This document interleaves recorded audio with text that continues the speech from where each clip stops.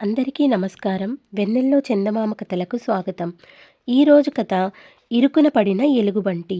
ఒకసారి నక్కకు కూరలు పండించాలని తోచింది. అందుచేత తన ఇంటి వెనుక ఉన్న దొడ్డి యావత్తు తవ్వి కూరగాయ మొక్కలు వేసింది.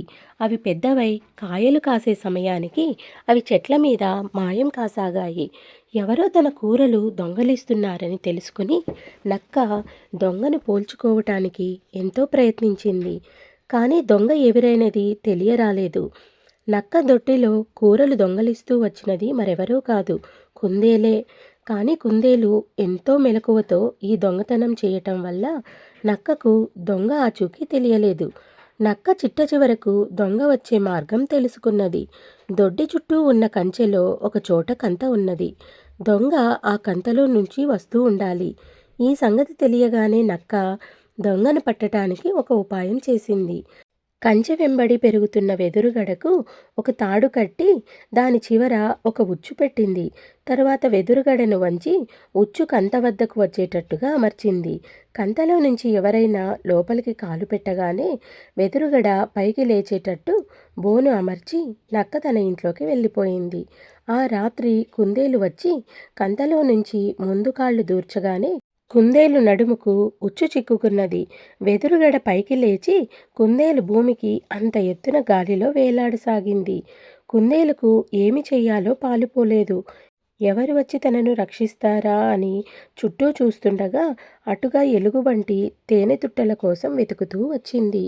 ఎలుగుబంటి అన్నా అని కుందేలు కేకపెట్టింది. ఎలుగుబంటి తల ఎత్తి చూసి ఆశ్చర్యంతో అదేమిటి, అక్కడేం చేస్తున్నావు అన్నది. నక్క పెరడుకు కాపలా కాస్తున్నాను. తెల్లవార్లు కాపలా కాస్తే రూపాయి ఇస్తుంది నక్క.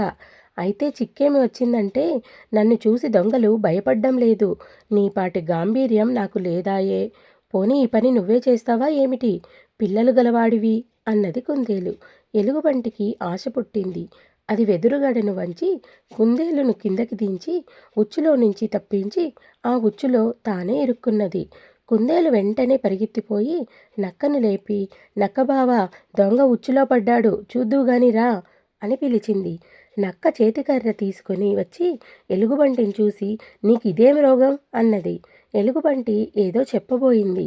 దాని నోటి మీద కొట్టు అన్నది కుందేలు. నక్క ఎలుగుబంటి నోటి మీద కర్రతో కొట్టసాగింది. ఈ లోపల కుందేలు పారిపోయి దారిలో ఒక మడుగుంటే అందులో ముక్కుదాకా మునిగి కూర్చున్నది. కాసేపటికి ఎలుగుబంటి జరిగిన సంగతంతా నక్కకు చెప్పి ఉచ్చు నుంచి బయటపడి కుందేలు కోసం వెతుకుతూ బయలుదేరింది. అది మడుగు దగ్గరికి వచ్చి కుందేలు తల చూసి గోదురు కప్ప అనుకుని గోదురు కప్ప, కుందేలు ఇటు వచ్చిందా అన్నది. ఇప్పుడే ఇటు వెళ్ళింది అన్నది కుందేలు. ఎలుగుబంటిని తప్పుదారిన వెళ్ళనిచ్చి కుందేలు నిశ్చింతగా తన ఇంటికి వెళ్ళిపోయింది. కథ సమాప్తం. ఈ కథ మీకు నచ్చిందనుకుంటాను. నచ్చినట్టయితే లైక్ చేసి, షేర్ చేసి మా ఛానల్ని సబ్స్క్రైబ్ చేసుకుంటారని ఆశిస్తున్నాను. Thank you.